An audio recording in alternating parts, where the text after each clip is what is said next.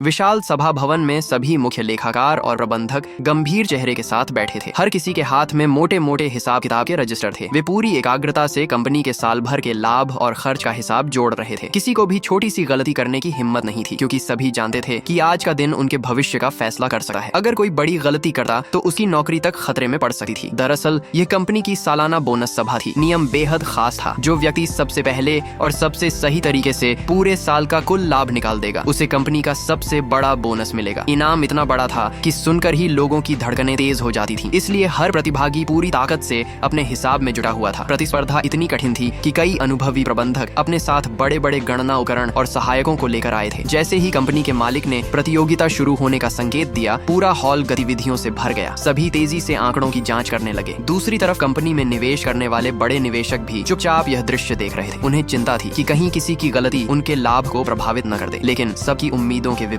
कुछ ही मिनटों में एक अनुभवी प्रबंधक खड़ा हो गया। उसने पूरे आत्मविश्वास के साथ अपना उत्तर प्रस्तुत किया। जांच के बाद पता चला कि उसका हिसाब बिल्कुल सही था। पूरे हॉल में तालियां गूंज उठीं और उसे उस वर्ष का सबसे बड़ा बोनस प्रदान किया गया। खुशी से झूमते हुए उसने मंच पर जाकर अपनी जीत का जश्न मनाया। असल में यह सिर्फ एक कंपनी नहीं थी, बल्कि व्यापारियों का एक विशाल समूह था, जिसने कई वित्तीय संस्थान और कारोबार स्थापित किए थे। बड़े निवेशक केवल निवेश करते थे, जबकि पूरे संचालन की जिम्मेदारी इन प्रबंधकों पर होती थी। जो अच्छा प्रदर्शन करता उसे सम्मान और बड़ा पुरस्कार मिलता था। लेकिन हर कहानी का दूसरा पहलू भी था। उसी सभा में एक ऐसा प्रबंधक भी मौजूद था जिसकी शाखा लगातार कई वर्षों से नुकसान में चल रही थी। वह अनुभवी जरूर था, लेकिन परिणाम उसके पक्ष में नहीं थे। आखिरकार मालिकों ने साफ शब्दों में कहा कि सिर्फ पुराना होने से कोई व्यक्ति जिम्मेदारी निभाने का हकदार नहीं बन जाता। प्रदर्शन ही सबसे बड़ा पैमाना है। यह सुनकर वह प्रबंधक निराश हो गया, जबकि बाकी लोगों के लिए यह एक बड़ा सबक बन गया कि सफलता मेहनत और परिणामों से मिलती है, सिर्फ अनुभव से नहीं।